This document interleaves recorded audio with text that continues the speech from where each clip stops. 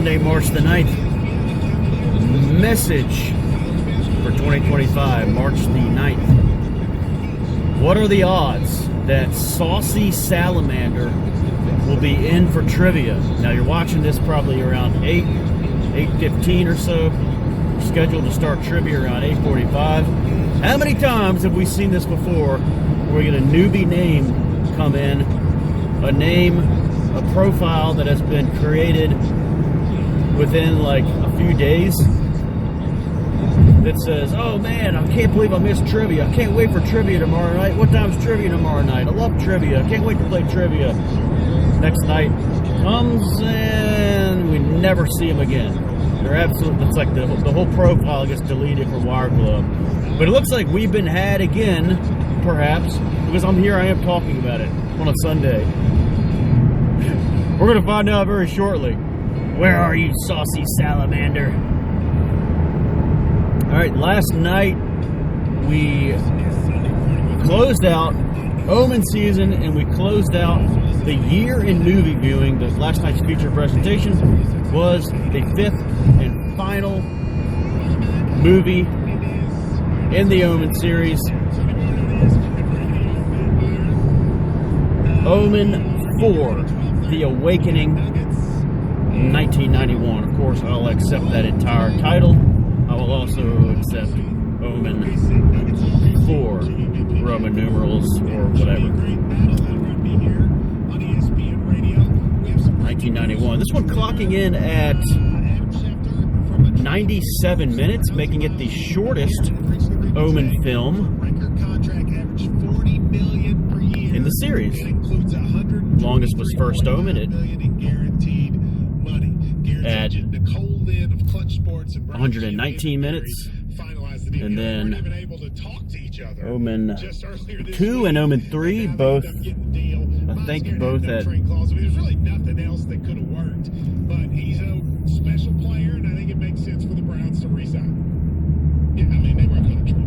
111 minutes, and I think Omen 1 is like 108 minutes. I have that backwards. No, Omen 3 is 108 minutes. Alright, Omen 4 is the shortest of the 5. Unless you count the remake, that might be, maybe that's shorter. Who knows? This one's starring the lovely Faye Grant, sexy Faye, no relation to Lee Grant from Part 2, as Karen York. Mrs. York! And then the handsome Michael Woods as Gene York, the Virginia congressman. Asia Vieira as Delia, Damien's daughter. The great Michael Lerner, who's the best actor in this film, is Earl Knight, the detective. Best scenes are with him, by far. We have a couple of really bad actors. The little duo of Anne Hearn, who plays the housekeeper Joe, and then her kind of boyfriend, Jim Burns as Noah. Those two are really bad. And then we have a few really solid character actors in this that get overlooked. Don S. Davis as Jake Milligan. Smell a rat. And then the doctor, Dr. Lou Hastings, Madison Mason. It's really good. They do a really good job also of making it so that you don't really know that Dr. Hastings is an apostle of Damien.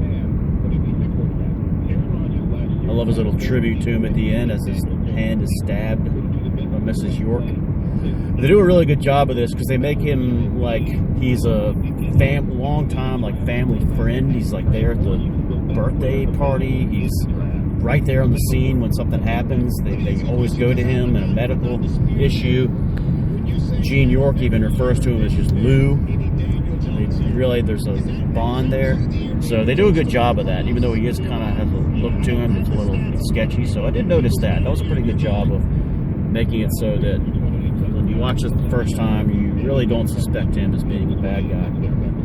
All right. Another really good guy in this is Duncan Fraser, whose father Matson. I really like the two scenes with him where Mrs. York, Karen, goes to talk to him. I really like those two scenes. He's really good in this. This priest. Megan Leach plays Sister Yvonne and Felicity. Let's change her name to Felicity. And then Andrea Mann as the second housekeeper after Joe's death, Lisa. Could have used more of her. I really liked her. She's barely in it. And then Martin Cummins is in this, of course. Martin Cummins as Drifter. Uploaded his clip to the Frank Addington channel last night. Martin Cummins, of course, from Friday the 13th, Part 8. Jason Takes Manhattan, 1989. Good to see Martin Cummins. Ryder plays Dog. This is very weird to me. They refer to him as Ryder. Delia calls him Ryder. So his name, his credit should be, as a character, should be Ryder. Not Ryder as Dog. It's weird. His actor name is Ryder, according to IMDb, and according to the credits at the end. It's really weird. Why did they go back to a dog? This is something that OCP Communications talked about. Why did they go back to the dog after Omen 2? So he was there in the first one, and then the crows in Omen 2, I think, were the best animal. They were the most creepy. I think they should have stuck with the crows, or maybe done a different animal. OCP Communications talked about this. I think that would have been a good way to go about this. They changed the animal each time. They're not going back to the dog. They went back to the dog in Part 3, and they went back and they kept the dog in Part 4. It's just stupid. But again, Part 4 is a lot of rehash of, very much a rehash of Part 1. It's almost like a same storyline. All right, there's 4 Delias credited in this, and I think there's 5 Delias here. So you have Asia Vieira does most of the work. Really good actress. She does the 8-year-old Delia. There's one named Brian Harrett who plays the 3-year-old Delia, and then there's Rebecca Senator, who plays the 2-year-old Delia, and there's Shelley Adams, who plays the 1.5-year-old Delia. But there's also an infant Delia at the beginning, so I think there's actually 5 Delia in here, but the infant is not credited. Okay, this goes back a little bit to the Omen 1976, because in that movie you have, I think, 3 Damians credited in that one. You have like a little boy, and then a 4-year-old, and then you have the 6-year-old. But the infant in Omen 1976 is not credited either. Alright, and I also looked up on these 3 credited younger Delias to see if maybe they were like the daughter of someone on the staff. They are not. I didn't see any of those 3 names that were the same. So, that were the same as those 3 little actresses. So,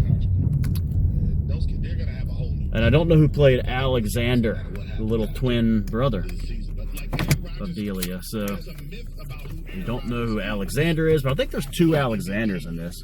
I think there's the newborn Alexander is a different actor than the one you see at the very end with the 666 on his hand. I just think it is. All right, so you also have Harvey Bernard is back as kind of a producer sort of in this, but he is not back as an actor. He's in the first 3 Omens as an uncredited little different roles. Little bit roles. He does not show up in this one as an actor. He should have just done something in this, just to be a completist as an uncredited actor in the Omen series. But he was not.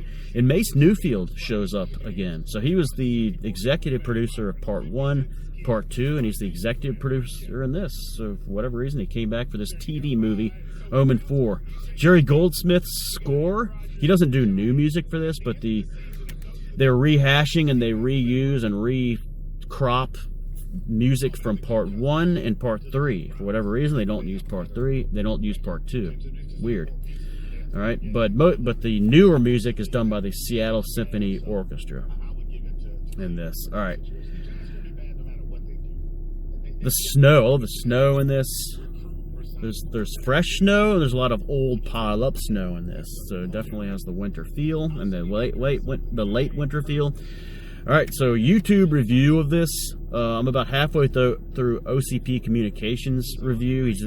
He did a new one, and it's really good so far. So I'm going to finish this, and then might watch my own review from last year to see if it was any good. I did a review on this on the Frank Addington channel, and as a tradition, I always watch either the night of or the night after or a couple nights after a review of Omen IV by Zerani Zarek.